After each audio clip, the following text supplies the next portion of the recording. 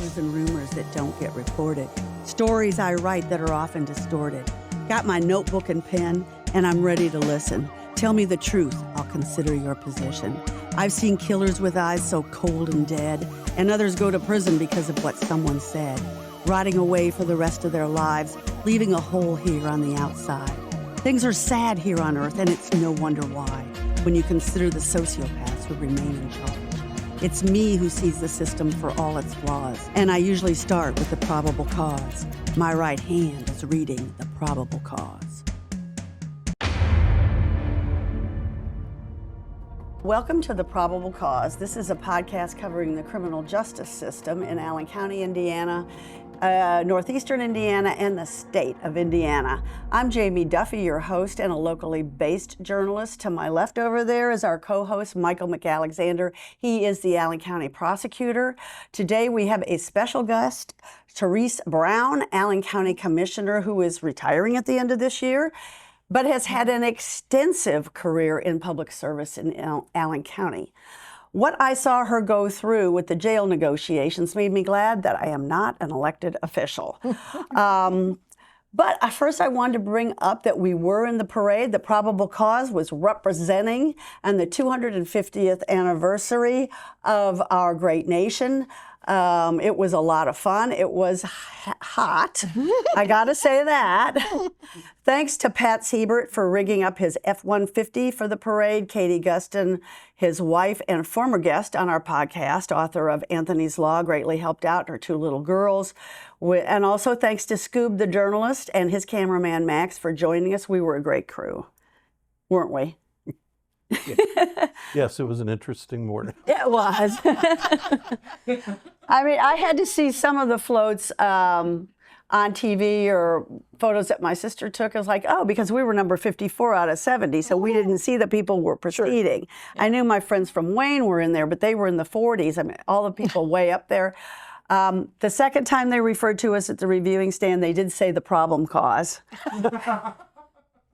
So I don't know if we could go back and correct. No, I know we don't. It's okay. You just have to flow with it. Now, as always, the courts. Mike, what have we got this week? I got a murder case going. We and do. A child molest case going. Mm-hmm.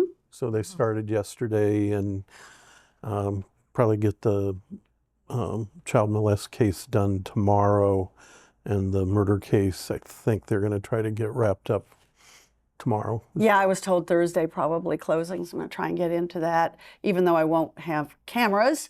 Last week I got into Allen Circuit Court Judge Ashley Hand's courtroom. It was a small room that she has for telephonic conferences. It was really good, very interesting, very efficiently led. There will be updates on the case between Tim Smith, who ran for mayor and U.S. Congressperson in 2024, and Travis McConnell, who's an attorney in Warsaw. I also covered the sentencing for two brothers, Chris A. and James Graber, who pleaded guilty to child sex abuse charges against a young woman. Apparently there is another alleged victim in DeKalb where the men await their trials. It was a wrenching courtroom scene when the victim and the father of another victim went to the mic to plead for justice, not only from Judge David Zent, but the Amish community. And they filled half the gallery. It wasn't hard to see with a lot of the, quaint white bonnets that they wear. This victim that I only called E said she was expected to suffer in a shamed silence for the rest of her life, but she refused to do it. And so she brought the cases. The attorney for the Graber men is Gregory Ridenour. Rebecca Grove, who handles many child sex abuse cases, was the deputy prosecutor. Please follow these on theprobablecause.com or on our Facebook page. You can see that coverage. Now, on to Commissioner Brown. I got to know her covering all those Friday morning commissioner legislative meetings when I was at Wayne, and they coincided with the building, well, not just the building of the new jail, but the whole project. And so I wrote up a lot of jail updates. So what do you think was the biggest misconception, the biggest misunderstanding of that process and project? Because it's going to be done by the end of next year. And your name's going to go on it. Well, hopefully, maybe not. I don't know. Who knows? What did people get wrong, do you think? I think the misconception I mean, there were so many. Honestly, and I see your head shaking, it's perception that most of the people that are in jail are in there for minor offenses, short-term things, and they're in and out, and, you know, we don't need it. And it's too much money. And, you know, if the courts did their job, or if we spent this money that we're going to spend on this jail, on mental health, and not going to discount those things, clearly. Exactly. But you have to actually take the time to understand what the function of government is. And from my longstanding standpoint, we're here in most instances, if not all instances, as instruments of the state of Indiana. And through that, we provide those basic services that are expected for the return of a proper life that people want to have. They want safety, security. They want to make sure they can travel the streets, the infrastructure's there. They have a system to be able to go through if there are disagreements, things like that. I mean, it goes on. But I think there was just a misconception that we either had this huge pot of money to just address it, which, again, that's not how this process works, but that everybody was just there at the whim of whether it was law enforcement, the prosecutors, the judges didn't want to do anything. It's and a lack of understanding that we just have some very, very bad people in our community and come through our community, and it takes time to do these things, to get them through. And this isn't something, this blast project, I know that the prior Board of Commissioners, speaking of Beck, Brown, and Peters, that, you know, we had the opportunity to do it right this time. And we weren't going to fail at doing it the right way. We had every intention. What was the wrong way? The wrong way was band-aiding every single time, and it's my prior life between being auditor and just being an employee of the county. You know, you tear down the very old jail and you build a jail, and it's going to get full. And it did, because it wasn't built to the context of really looking to the future. And again, goal isn't just to arrest everybody to fill it. People have to actually do something to get in there. So, you know, that's that. And then that the next time, when the latest addition to the last jail project, it was already full by the time it was done. So it was, you're dealing with a postage stamp parcel of land, Right. basically 5 acres, trying to... I thought it was less than that. Give or take. That said... In all those stories, I believe I wrote 3 acres. Well, but I mean, it and all the sundry, you know, the court space and all that stuff. But I mean, in the end, it didn't really address what the evolution of society would be. And I would argue it would be no different than Saulwood Youth to what ACJC is now. You had truants, you had different types of behaviors and things that underage 18 they did, to we have, and always have had heinous, but the expanse of behaviors and there's things more that people laws do, and that there's put more you in laws. there. And so there's just all that. So it was never going to be a situation that the community, or honestly the fiscal body, by virtue of us being elected, nobody ever wants to do this, right? You just have to buck up and get on with it and do it. But Well, and you've got to mention now, too, you had a federal judge who was ordering you arrest. yes, and that was misconstrued as well, because in that document, and I will not quote it, but in that document, he lists all of the, you know, aforementioned, you know, things that we were violating civil rights wise, to then the next step of that the current facility is not Adequate for blah, blah, blah, blah, blah. So it really, the judge can't, in a federal system, and again, correct me if I'm wrong, can't order us to build something. That's right. So there's a deficiency, we need to address it. But in his words, he was very, in my opinion, explicit. He was. That the facility that we currently had was not sufficient. So Yeah. that either is, well, if you can't fix it, then you're going to be building something. So, yeah. He went on in that. I still have those findings somewhere at home in my files about everything that disgusted him. People had, they were on the boats, their head was right next to the toilet. People had to step over them to either get out of there or use that little facility. He just went on and on about it, and how there was a lack of recreation, which I really think recreation is super important to literally everybody. And so I'll never forget that first when it was in June of 2022 and covering that and just listening to that guy. I was writing furiously to get all his quotes down, Yeah, I think one of the things that from an opposite standpoint, spend the money on mental health, do this. Which you would love to do. Well, of course. I mean, manna from heaven, we have things, but I mean, again, we can't just fix the symptom. We have to fix the cause, and that's going to take forever. And the state shut down some of those psych facilities. Things, and yes. So people were yelling at you about this. Yes, they were. Yes, they were. I mean, but then you have the opposite side of, well, they're all incarcerated. Why should they get this, that, and whatever? And it's like, because they're humans. That's right. And everybody that goes through the process, personal experience, not going deep there, but I mean, it's done something, you pay the price. You have to, and then you move on. But we have a system, we do what we do, and then it's over. And so if you get caught up in it, you would expect to be treated as a human being because you are a human being. So you took a lot of heat because the commissioners were in charge of maintaining the building. County council, on the other hand, didn't take a lot of heat. But they were integral in the process. Yes. They had to come up with the money to buy the jail. Yes. Do you want to address that kind of tension that was going on? The tension to me was more political than it needed to be. It didn't have to go down that pathway.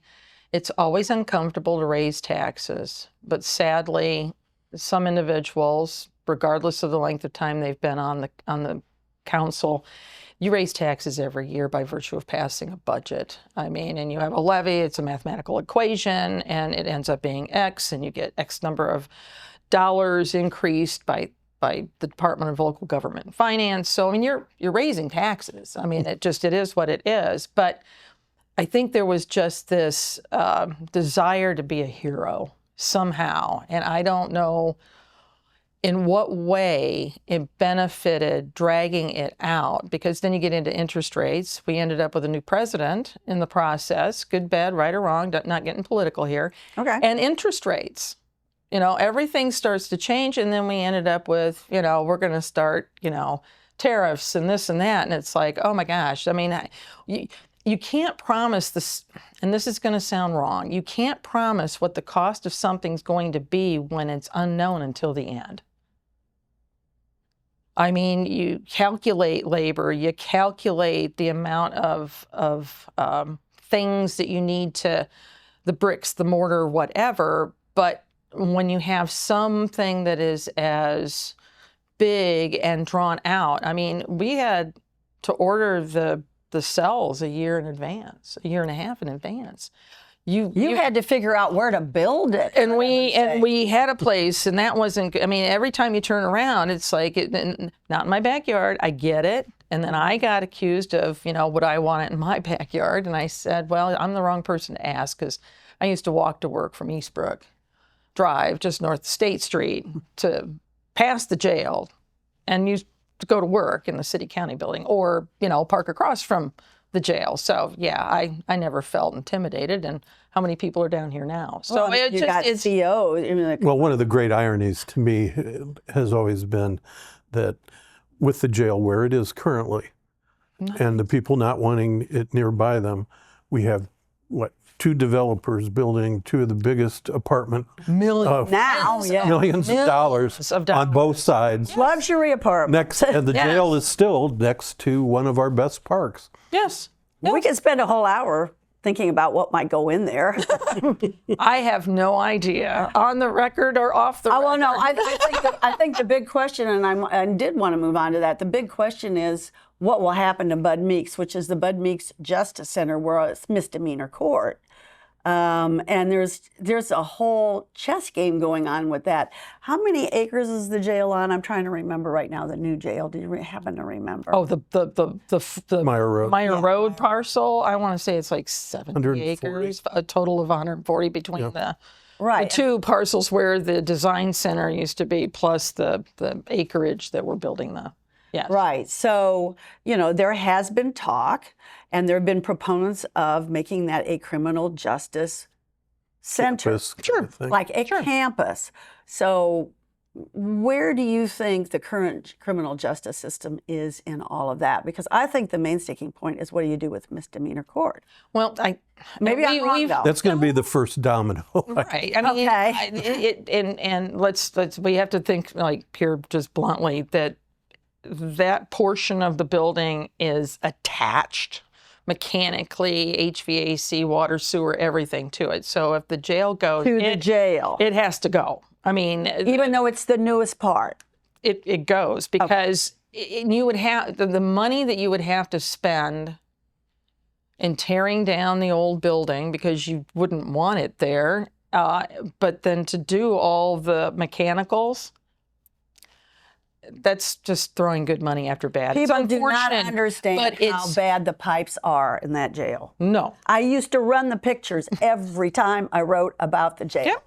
And I don't know if people looked at those. Well, people photos. don't recognize the fact that it's 365, 7 days a week, 52 days, or 52 weeks out of the year for times whatever.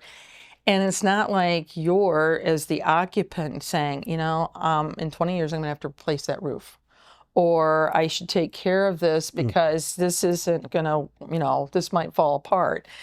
The abuse, good, bad, or ugly, it's 100 times worse than what anyone would ever expect, right? Somebody there from the sheriff's department told me that they came to fix a pipe. They were going to put what they called a sleeve on it. I mean, I'm not a pipe person, but I can imagine that. I have enough creativity to imagine that. And literally the pipe just crumbled before they could get the sleeve on there. Yeah. And that's what you're dealing with in that building. Jail's nearly 50 years old. Yeah.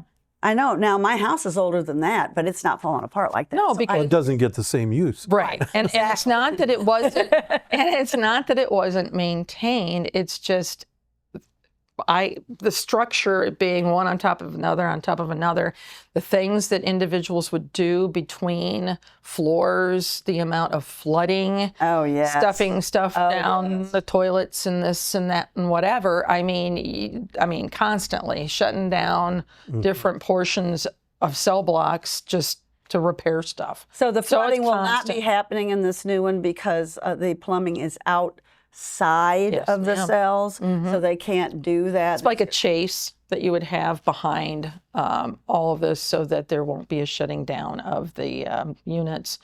And then there won't be a need for all of the staff to have to keep an eye on, the residents and the individuals that are just trying to do the job to maintain the facility. They'll be able to go about what they need to do because they'll be behind walls that are, they can address the issues that need to be addressed. And they're going to be independent, and it's not vertical, it's horizontal. Yeah, I mean, I think that Makes it a lot easier to. And I pulled it's going to be on it's on a 142 acre lot. The building itself is going to be 400,000 square feet. Yeah, it is a big building, but there's still plenty of room, I think. Oh, gosh, And that- yes. You've got the day reporting center that's right there on Superior Street. Yes. Everybody who's involved in the criminal justice system knows where the day reporting system is. It's at corner of Superior and Harrison, because that's where they have to go to get their urine testing. And that's where some of the programming takes place. And they have greatly outgrown that building. They need one twice that size from what I used to do with the reporting. So when do you expect that to move out there? And how are people supposed to get out there?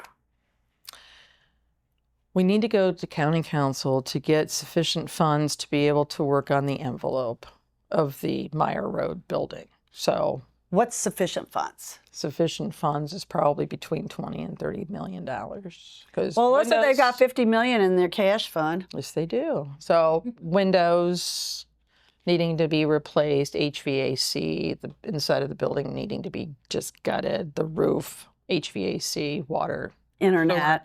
like the core things that you need to have before you can go in and say, now I'm going to carve it up and do what needs to be done. So the goal has always been, well, for so long, it's been under old business, as you're well aware. Right. When is day reporting going to move somewhere? And that was another thing, certain former members of county council kind of put a kibosh to a couple places that we wanted to go, and we wouldn't be having part of this conversation, but Right. be that as it may, that can kept as is historically, let's just say, nobody likes to spend big money, I guess. But I call them the barons of Allen County. But ultimately, It's like it's their own cash fund, you know what I mean? but I mean, it's the community's money. If you're overtaxing me or you're underfunding me, but what the heck? I'm in a cliche mood today. I don't know why, but I am. But anyway, the first thing we really want to do is get community corrections out of that building so that they can be properly accommodated for their function they perform, and then obviously get that back on the tax rolls, sold, and let the private sector do what it wants to do. It's going to be like, 100 brand new luxury apartments. Oh, who knows what it could be. Could be a little strip mall or whatever. But in the end, there is a bus line that we are working on. Same thing. I mean, there's not enough of a bus line to get to the jail, but we're working on that. But there is a bus line for us to be able to tag into for that. Good. I recognize, and the Board of Commissioners recognizes, and the system, I believe, we all recognize that some of the individuals that are within the system aren't exactly capable of change and recognizing where they need to go. So there's going to be hand-holding. And when you talk about campus, there's a recognition, at least by this commissioner, and I think maybe 2/3 of the commissioners, that everything can't just be one-stop shop, all just move. Courthouse is a functioning, working building. Right. We moved out of the city-county building to be co-located with the city of Fort Wayne. And I'm doing the quotes because we were already co-located with the city of Fort Wayne. Okay. But be that as it may. So trying to figure out how we can maneuver general government to be closer together, because we're all over the place and we need to be closer. The system needs to have certain portions of it truly closer to each other. And when I say system, it's as much as civil as criminal as juveniles, whatever. Everything needs to be associated so it can function. But there's also needing to be a recognition that there are functions and tasks that can be done electronically and things that can be done, online when, hearings and stuff like that. Well, I mean, every time I go into for the initial hearings, most of them are done by Zoom now. Yes. Zoom or whatever. Yeah. CC. So certain aspects there, and part of it's cultural, changing certain things that just because that's the way it's always been done isn't the way we're able to have that luxury. We're a growing county. Yeah, we're over 400,000 now. And at that, I mean, with that comes challenges. There's also some quality of life issues, I think, that several years ago, downtown was pretty much dead at night. Yep. And now it's much more vibrant. Yep. We have found that in recruiting young attorneys to come here, that they get very impressed when they're out on the landing and see the activity going on. No, it's a fun place. And we've got a lot of people that like working downtown. And the county and city government have really been the mainstays through the good times and the bad times for supporting locally owned businesses downtown. So I think we also need to make sure we don't give that up, but we also have all of these needs that it's important for my office to be close to the Fort Wayne Police Department and the Sheriff's Department. Well, it's important that we will probably move out there. He wants to move almost everything out there. Warrants, no. Civil, potentially not. But that would open up room in the courthouse. Well, and there's a shrinking of the clerk's office by virtue of Odyssey and all the different, again, having technology changing things. So cases. Yep, case management system. So there's a lot of different things. I mean, and even general government and other offices. What we've all had technological advancements that change your employment footprint or different modes of doing the operation. I think the one thing that, just because that's the way we've always done it is not going to work in this environment. I mean, just going forward, we have to think 20, 30 years beyond us, and that being, maybe it's a management thing. You need to manage people in a way where everybody rotates and does time over here or there or whatever. Continuing to have opportunities statutorily, go into the State House to facilitate opportunities to make things easier to do, or maybe reducing the number of, laws that we go after people for. I don't know. But I mean, there's always opportunity. We don't to need do any more new laws. Nuances. They always come up. But I mean, coming up with stuff, which just again makes it that much more difficult for us on To the plan receiving ahead, end to, well, we need more square footage. We don't have anybody. We don't have Now, I'm like getting a little bit anxiety ridden about if they have to gut that building out there and they haven't even started yet. We're in And the you still have to go to county council and say, hey, how about 20 or 30, even though you have a rolling cash fund of 50 million I don't. every year. I don't. I know. And so the commissioner, you guys, I saw I mean, the if I wouldn't be commissioner- here right now, if I had a rolling cash fund of $50 million. I saw the commissioners getting bashed week after week. And, county council's like, oh, well, we're not going to pay for this. And this is, a lot of posturing. Micromanaging a process that we went through a process that was statutorily accurate, Right. appropriate, above board, transparent.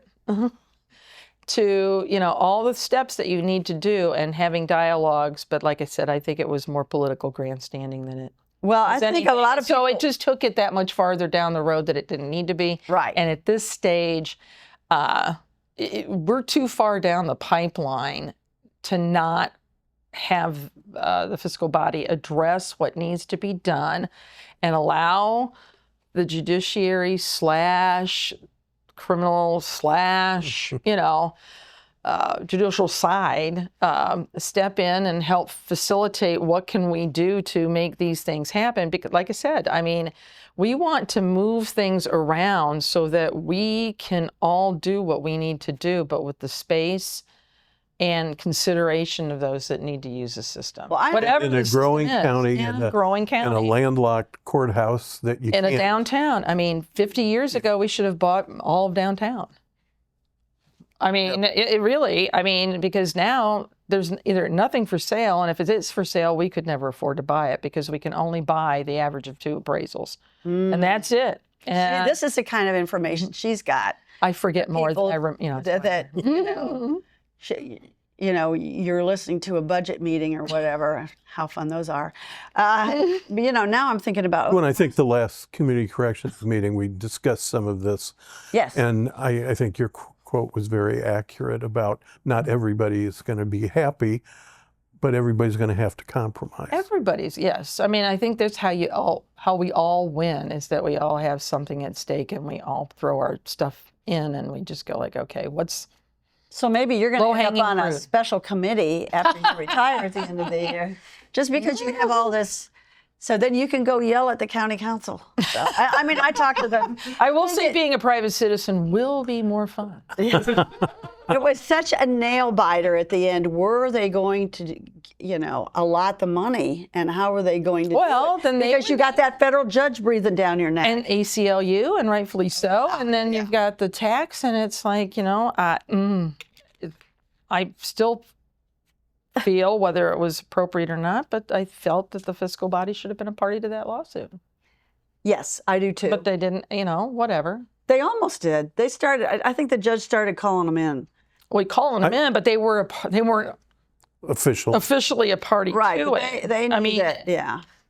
A lot of tap dancing. Let's put it that way. Oh, I love tap dancing. But anyway, And perhaps if they had not ultimately cooperated, they might have fined them find themselves being invited to. I think that was the threat. I think that, yes, I totally believe that. Were you at that June meeting in 2022? Did I ask you, did you hear the scalding that Nelson Peters got from I federal tried judge to avoid going down. Damian R. Lichty? He was something else. I did not want to be invited to that party either. I wasn't, he was president of the board, so, you know, he drew the short straw. I know, poor Nelson. I felt sorry for him. I'm sure there were other people that didn't, because they were trying to blame you guys for everything, and I got kind of exasperated as a reporter. But Well, I think that goes to so much back to where we kind of started on this. There was so much misinformation about who was in the jail. There was so little understanding of prior decisions that had left the jail being the last stop for a lot of people, with the increase in addiction, the increase with it's the mental de health facto issues.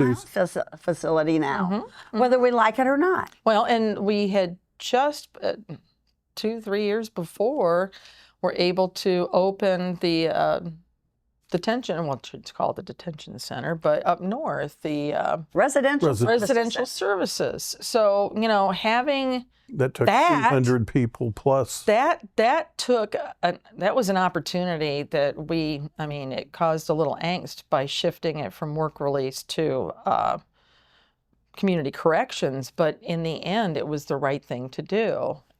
You know, so, and I know you're probably going to get into this, but there's, you know, so many people that aren't incarcerated that are not, but are just going to day reporting, that are on monitoring. I mean, I happen to have the number I here. bet you do. And I'm just saying that it's just one of those where, not that there are people that are out there that shouldn't be out there, but there are people that are out there that are going through a process to make right with the system, that are not taking up space in the jail. So there's been consideration between the prosecutor and the judiciary of, we're not just putting people in the jail just to keep the numbers up. These are people that should be in jail.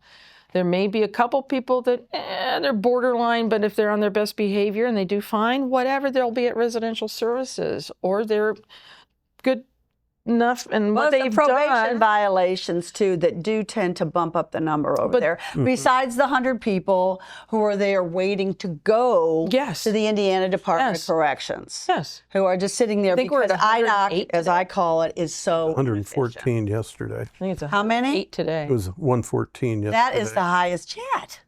But I think it's No, gonna the go highest was like 162 a couple of years ago. Yes. Okay. Yes.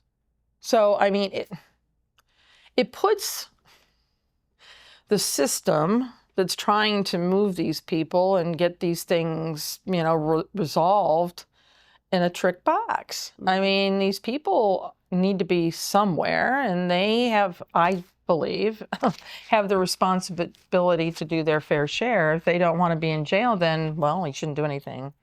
Right. Right. But if you're going to, and you can have an option of being at residential services or home detention, I mean, Most you of know, the people would be in prison. yeah. So I know, That's and the that's. scary I mean, part. we could do a whole hour on that. we could do like- a series on that. Seriously. I mean, let's talk about state funding, because as you know, one of my favorite places to make myself unpopular is the Allen County Community Corrections Advisory Board. I've often said, wouldn't that make a great title for a Broadway show? And you know what? It could be done. Broadway show. Yes, the Allen County Community Corrections Advisory Board. Represented in that. But Who's going to play you? Yeah. Brad Pitt. All right. I'm It's Meryl tough. Streep or something. I'm I don't talking know. about a Broadway musical, not a movie. Oh, well, movie- some of these people can sing. I don't know. That movie would be great too. Do I have to dance? But it's just, it's tough to get a handle on community corrections because it is so sprawling. When I think about it, which believe it or not, I do often enough, I figure it's at least, it says there are about 10,000 people maybe at one time. Oh, like over the course of a year that rotates Yeah. through, probably. So you're talking about exponentially, every one of those people has some kind of family. who's impacted with this, who might be helping to pay the fee? I think if you look at probation, I think at any given time maybe has like 5,000 people on probation. Community corrections has an electronic monitoring. I think Cody just told me they have about 300 regularly, and then there's 230 in residential. Services. See, it says here that there are 500, the first quarter of this year, there were 532 people who were on electronic monitoring. I counted up the number of individuals. As you can see, they're in a pretty green or yellow here. 52 people who are tracking them, or field officers who are on the call center, or this and that and the other thing. That's 10 people. What did I say? 52 people. That's 1 per 10 people.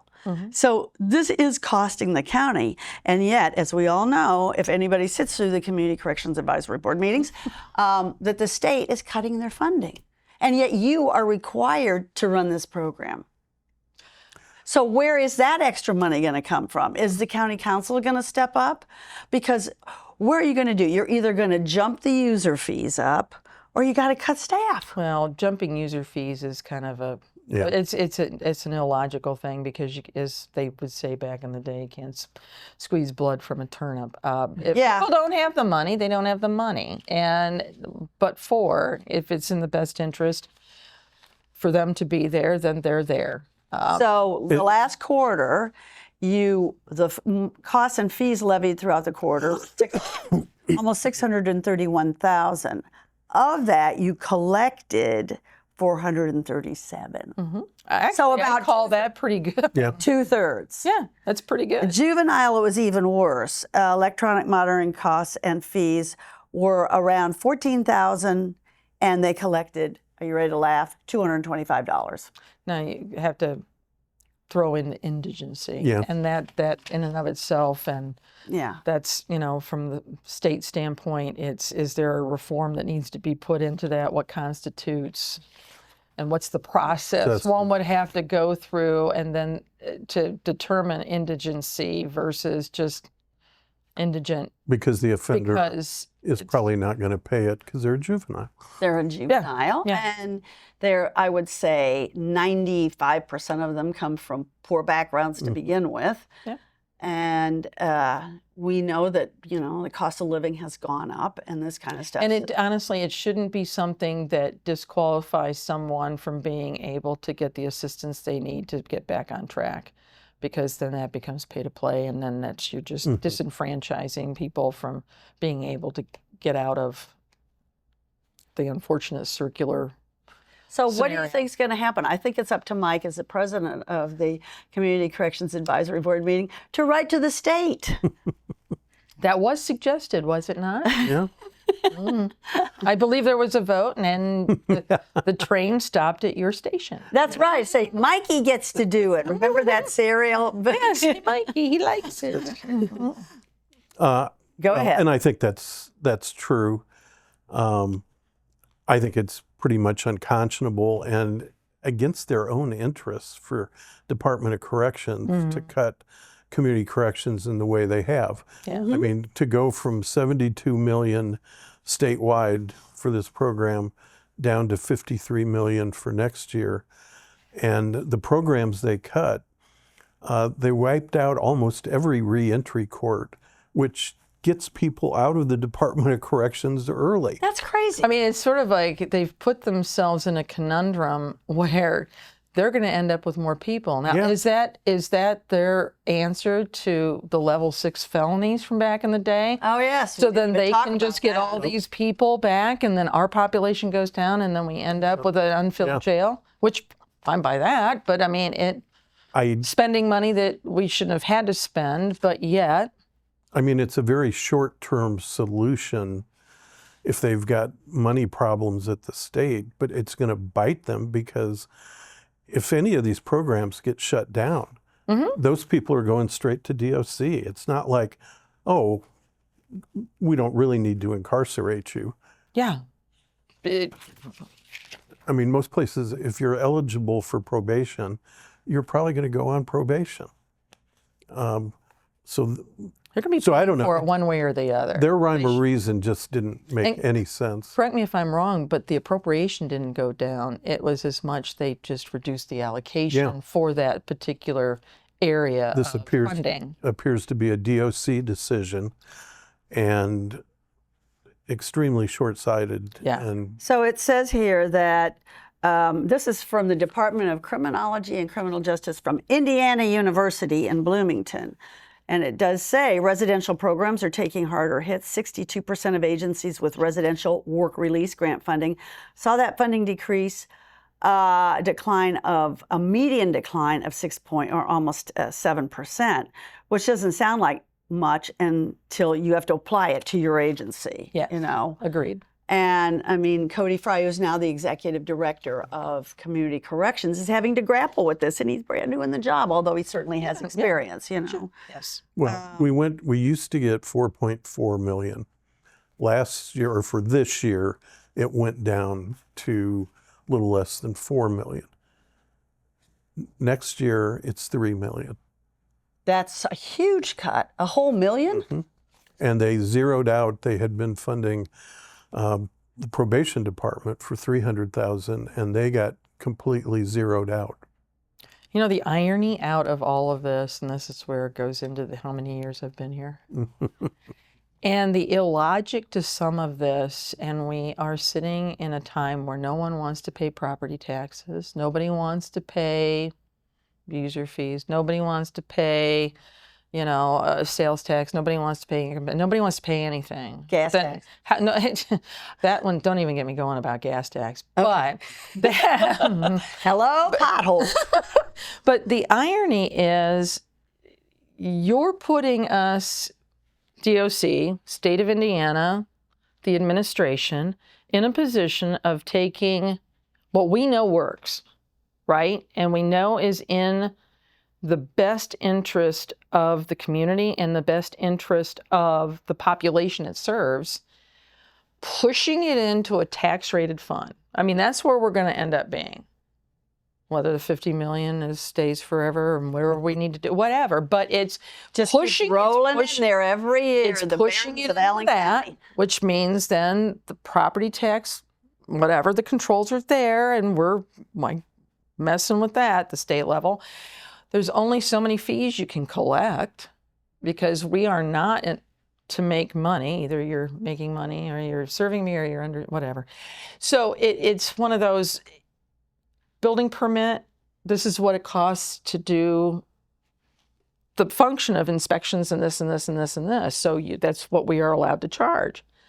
You can't just say I want to arbitrarily increase fees because that's hurting other areas. I mean, I would argue that all of this is like a three-legged stool. You knock that one stool out, who's it going to hurt?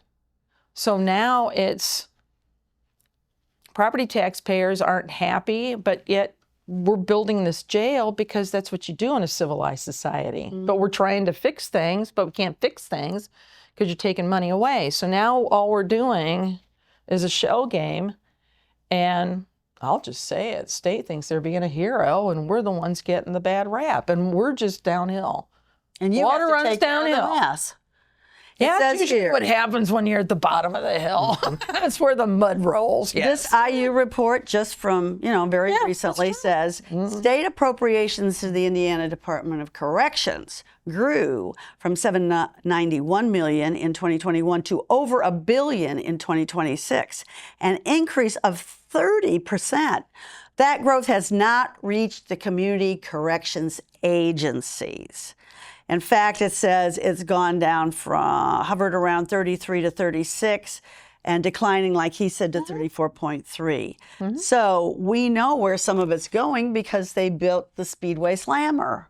And they spent a lot, at least $16 million to renovate to detain immigrants. And so that money that they spent on that, obviously. Well, the great irony there is they They're get making $291 or something per day from the feds. If they leave somebody in our jail, they're only paying the sheriff $42 a day for that person to be there. Yeah, Right. That's a mess. Yeah.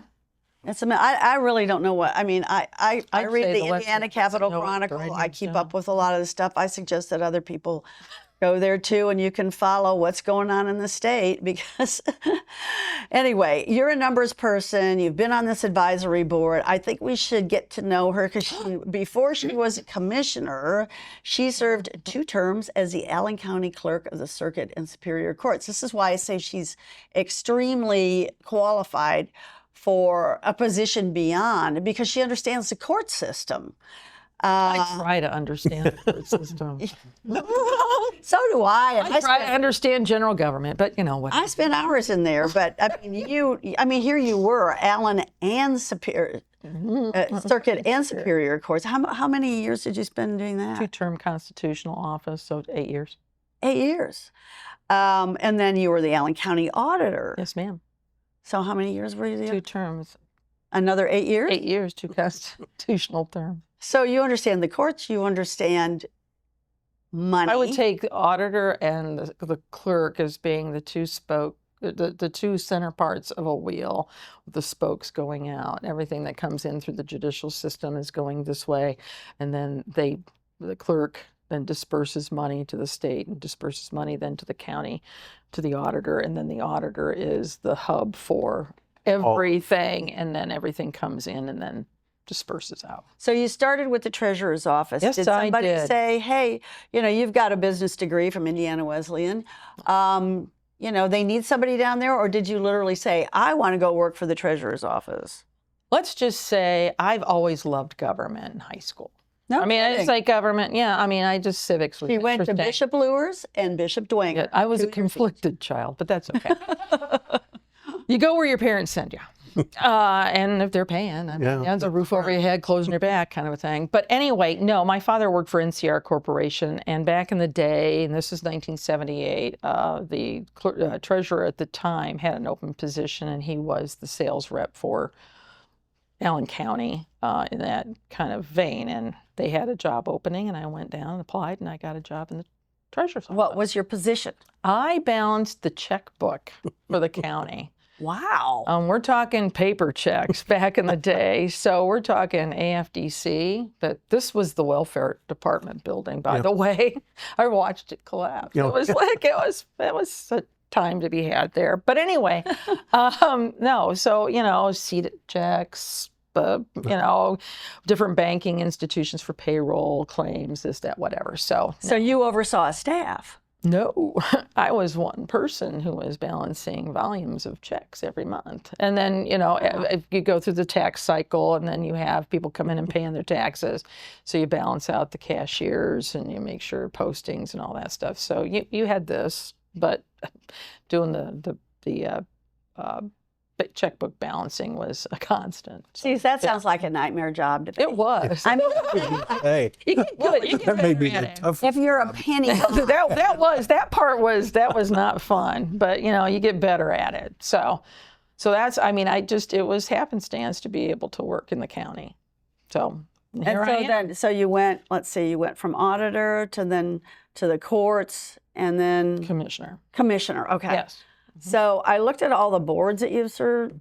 You currently serve on. There's the Indiana Association of County Commissioners of the Northern District, Allen County Mental Health, Community Corrections. We've already Allen County Child Care Facilities. Well, actually, we've eliminated that one, so we can take that one off. What, the child care? Yeah. And that's Because that was more of a board that was a facilitator for the Youth Services Center, and making sure as a conduit, making sure between the schools and everything, because those are individuals, children that are placed either by DCS or the courts that don't have a criminal situation per se, or shouldn't, generally speaking, and then are just there for a period of time to be placed either in foster care or placed back in the home.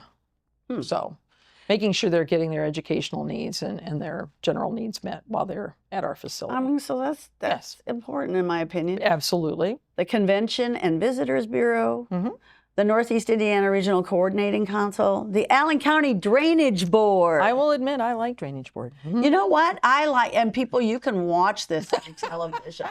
I used to, I think I must have been with another cable company, but I would literally, if I was working on something, I'd put on one of those board meetings. They're they're fascinating, and people don't understand how important drainage is. They do when it rains. Right. I mean, in New Jersey, it was huge because everybody was packed together.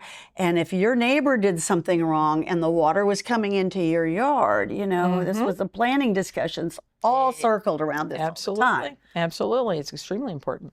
What do you think about the Drainage Board?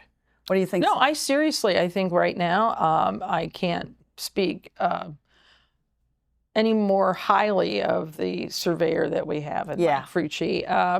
Having the right individual with the right qualifications as an engineer, and at the age, he's not old by any stretch. He might be 50, but he has young compared to me. He has experience. He is going for his certification to be a land surveyor, so he'll be able to sign surveys and all of the paperwork required for doing, section corners, and that might bore your public here. But anyway, there's just things. It's just everything has gotten more orderly to where it just makes it that much easier to preside over meetings like that.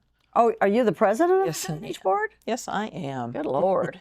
Well, I remember when Mr. Frucci stood up with the whole data center campus thing, which we didn't touch upon, but we can always talk about them. It's in Fort Wayne. It's okay.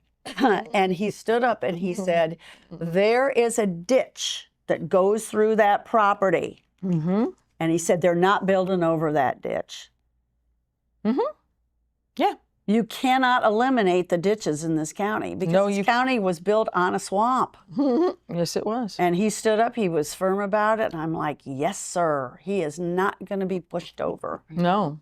At Wayne, I really wanted to write a story about ditches. And I just never, I know it's funny crazy. how they didn't look at that. Of them and everything else. And then Dirk Rowley told me that they, when he was in radio, they did a whole piece on, do you live near one of these ditches? The Bullerman ditch, that one's a big one. The Bender ditch. What's the one that goes through the data center property? Oh, I couldn't. Is it Trier, I think? The lower or the upper Trier? That doesn't sound right, but they're not always where you think they are just by virtue of the name. Just saying. Yeah, that's true. But it was a big ditch. It's a big ditch. Yes. And it goes under all the railroad tracks to the Maumee.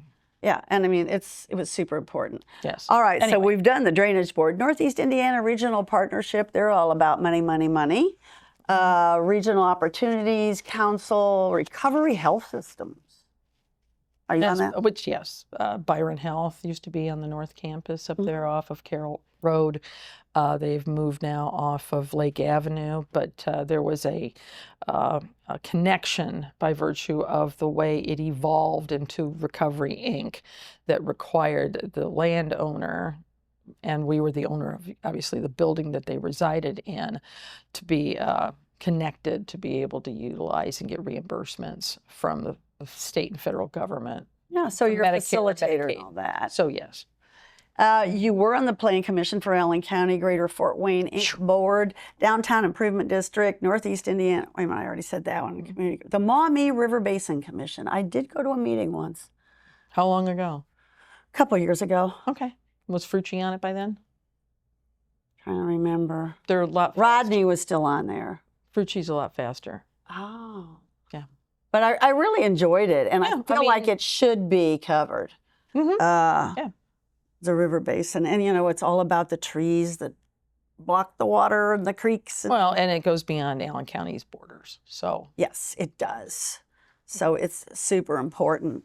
Northeast Indiana Innovation Center and the dispatch overseeing 911. Are you still on? No, that's Rich now. Yeah. You were.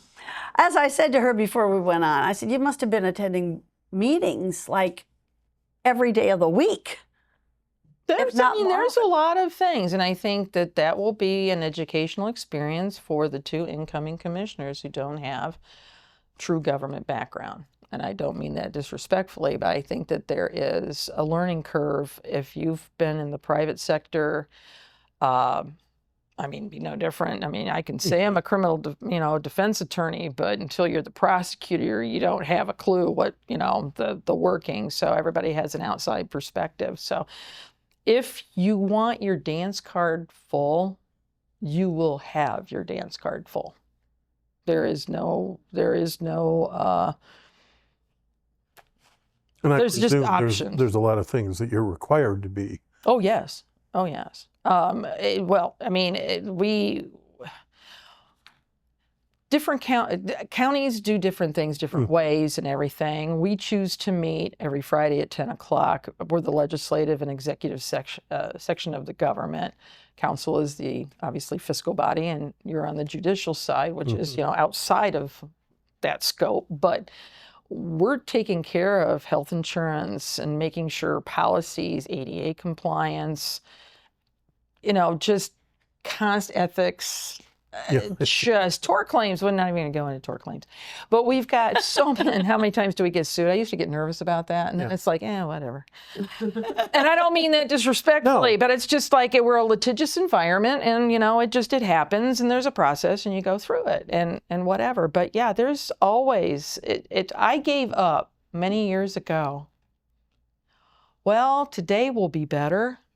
Or what more can change today? Or what else can come today? Because what's the challenge going to be? Right? It's just like going to the end of the driveway. It's just the analogy. I can turn left or I can turn right. And I have my general, you turn left, whatever. But at any given juncture, my intention of going a direction can be modified. Life is not a straight line, nor is being in an elected capacity. Yeah, I mean, you guys take the heat. And I saw Mike. I feel bad for individuals that want to do it, but for fear of what they think they can't handle.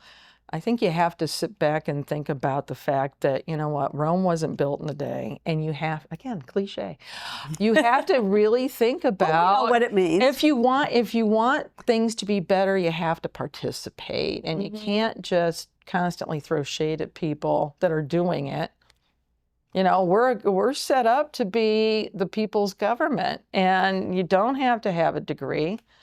You just have to be 18 and not have committed a felony. Go for it. and that's fine. Just think how many people over there at the jail would be running for something. They just had I think they actually had somebody who was thinking about running for sheriff or something, or I don't remember this last time, but it was like, nah, I think you kind of. No, I remember one of those people ran for sheriff. You drew a short straw on that. It's not going to happen. He put up some flyers around John Smith.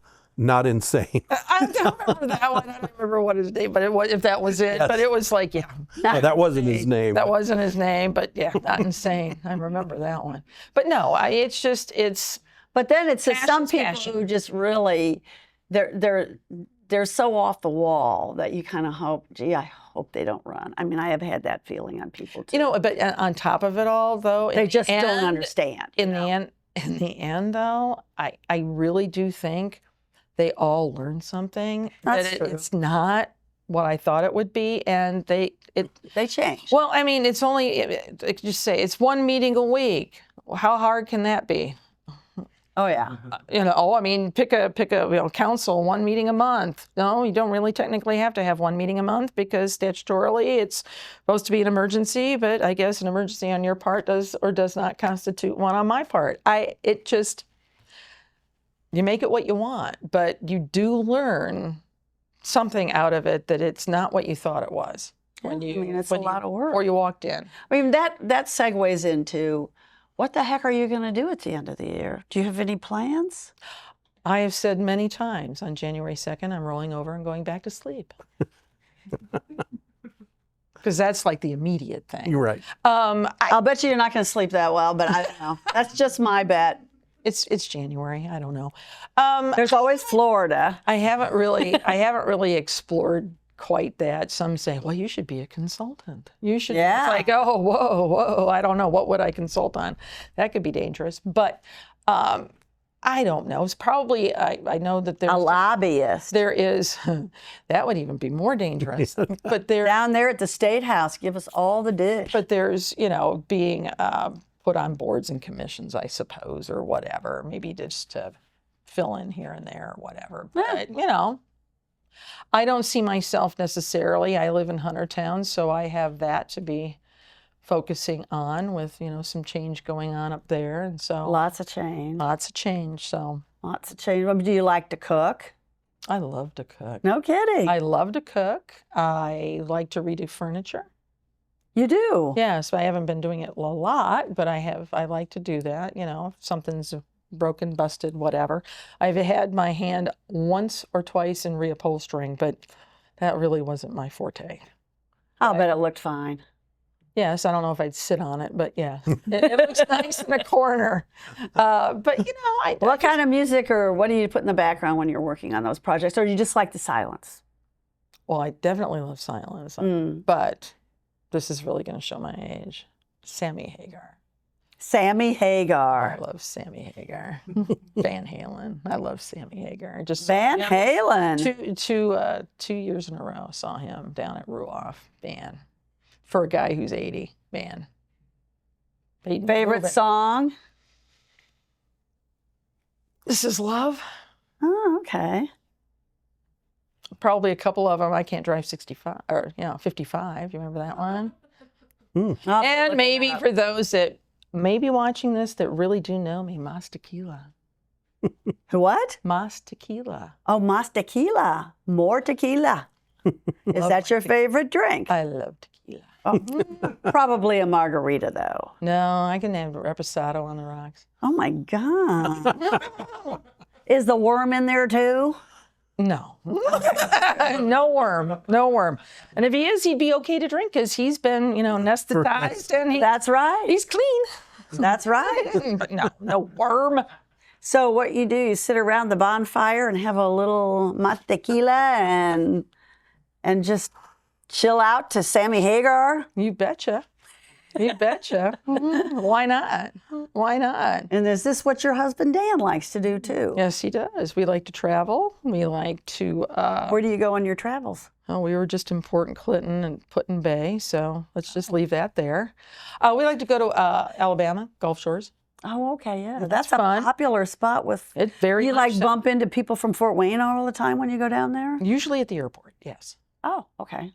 Ran into people when we went on our honeymoon to Jamaica, down in Atlanta. It's like, you can't get to. Oh, hi, Commissioner. It's like, you can't get to this age in life, And not- and certain parts because I think of what we do, not run into somebody you know. Or the people that look at you and say, I know who that I is. know And you're going, they're staring at me. You want to go like, hi. Or if there's somebody you see and you're trying to place them kind of in a panic. That happens a lot. Like, oh, yes, I know Well, that because you person. meet a lot of people Yeah. all the time, and it's very intimate to them, that interaction at one point. And, it was 15 years ago, and it's like, they look familiar. And that's why prior, spouse, and current, it's like, if I don't introduce you, it's because I don't remember their name. So please go like, she is just being rude. I'm sorry. Hi, I'm Dan. Because I will do that. It's like, he's being rude. Hi, I'm Therese. And you are, and it saves him and saves me Yeah. and all that. It's not for a lack of, because I'm, being rude. It's like, I really don't remember their name. So, in other words, you just cover it up by saying, hey, I say, hi, how are you? Oh, it's great to see you. Hoping they're going to give you a thread. Yeah. So, out of all these boards and elected positions, which one do you feel like has given you the greatest feeling of accomplishment? Each one of them has been interesting, hands down. And I would have said when I became clerk of the court that my favorite job was auditor because of the number of people and the amount of variety of things that I did. You opened and closed books, numbers, get to meet good people, department heads, the rotation of people, just constant. Really having your hand on the pulse of Everything as Everything it's that coming was in, going. as I said, between the two spokes and everything. I enjoyed being clerk. It was a learning curve, clearly. I went to robes. Right. Remember that drainage thing? It runs downhill. Yeah, that was an experience. But It's like having 10 bosses. Oh. and somehow you're separate and duly elected, and it didn't make any difference. But be that as it may, Separate and duly elected. that's I one love of my that favorite type of lines. language. Swear my own self in. But I honestly, I ran in a caucus in 1999 when Jack McComb lost his life, but was running for county council, and I ran for commissioner, and I lost. And I remember Gloria Gagline saying, "Are you crazy? You really want to be a commissioner?" And I said, "Yes, I do." And so I would have to say, since I was able to achieve that, the opportunity of the dynamic changes and opportunities that are going to affect this community in a positive way, and I believe the jail's a positive. I do People might not believe that or see that, forest to the trees thing, but think what there there are are do so to that many- whole area out there. it's economic development in Yes. so many different ways, and just all the things we were able to do, electric works and just all the different economic, things. Just we were as much a catalyst to the Bradley as the city of Fort Wayne. So there's just a lot of those different things in the decisions that we made for appropriate growth and appropriate expansion that you just can't really beat that, and you can say I was a part to that. I mean, I wasn't alone in that. It was a group of people, but we did that. I'm so. telling you, your name's going to be on that building. It's like Ed Rousseau. Spell it right. Yeah. I will make sure of that, but no accent marks. It's not. It is. It is. Well, it is Saint Therese. Therese. Therese is a Lisieux, but yes. It's like Ed Rousseau always talked about the GM plant as Yes. being one of his. Yes. The what Yes. plan? The GM plant.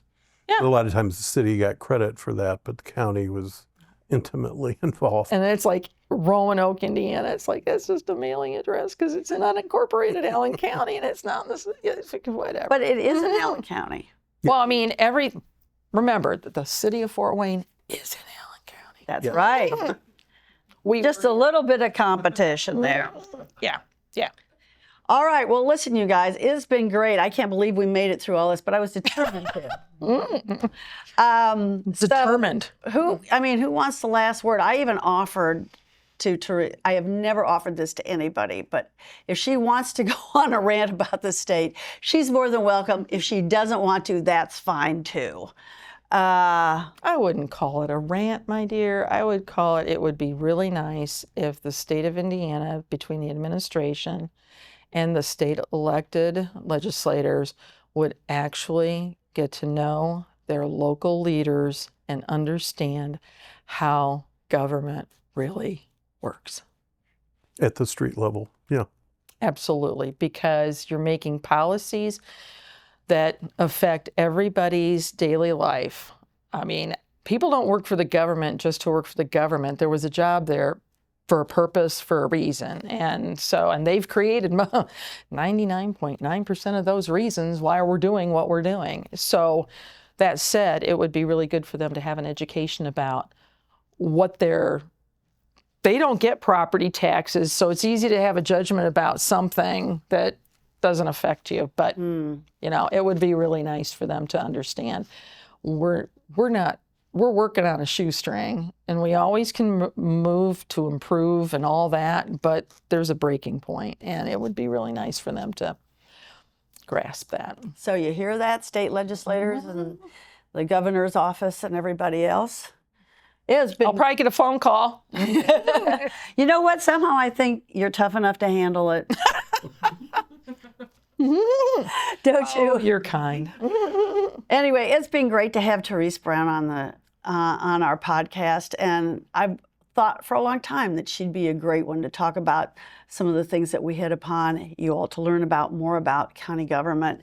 And it does intersect with Mike in the prosecutor's office. They are both on that Community Corrections Advisory Board meeting. I've seen both of them interact, and it's always impressive. I'm just glad I don't have to be on it. I can just sit there. I've got it all right here, Therese.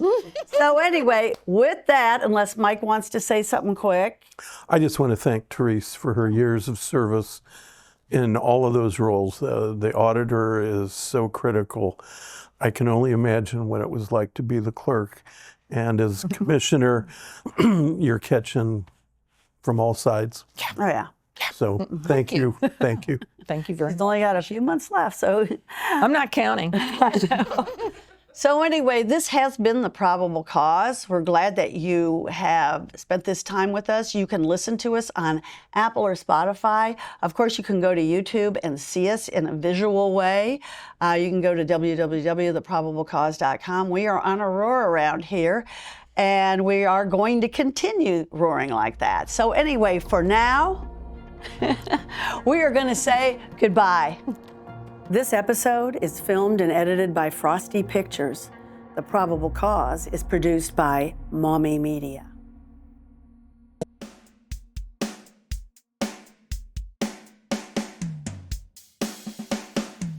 Worried when I crossed the Michigan line, a cop from Steuben County waiting on I-69. A headlamp went out while he pulled me over.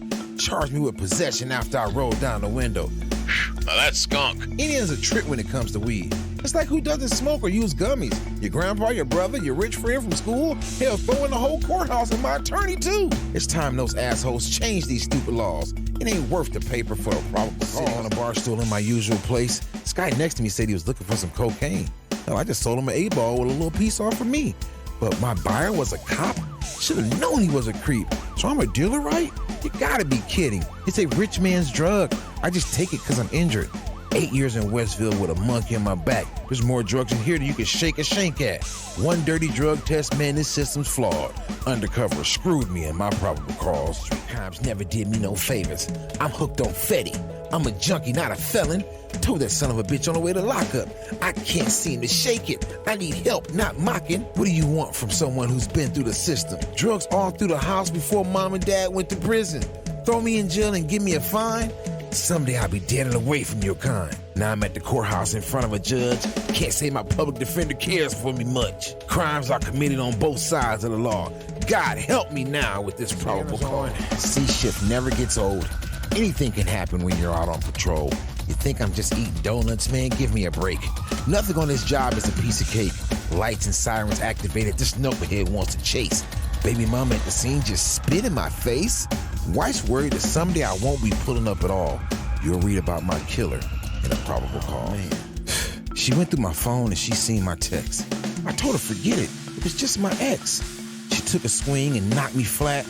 Man, I went wild and hit her back. Judge slapped me with a no contact order. Now she's got the kids and she's staying with her mother. So she started it all and I have to take the fall. You can read my whole story in the probable cause. When I was young, caught a case for dealing and did my time. Yeah, I got a record, but I was doing fine. Running my own business on the southeast side. Yeah, I got a gun. I kept it on hand. Told the cop my reason, thought he'd understand. In this neighborhood, you need some protection. Attorney thought I could get just community corrections, but the judge decided to send me to prison. Can't get ahead no matter how hard I try. Read the probable cause, it'll make you cry. Whispers and rumors that don't get reported. Stories I write that are often distorted. Got my notebook and pen, and I'm ready to listen. Tell me the truth, I'll consider your position. I've seen killers with eyes so cold and dead, and others go to prison because of what someone said, rotting away for the rest of their lives, leaving a hole here on the outside. Things are sad here on earth, and it's no wonder why, when you consider the sociopaths who remain in charge. It's me who sees the system for all its flaws, and I usually start with the probable cause. My right hand is reading the probable cause.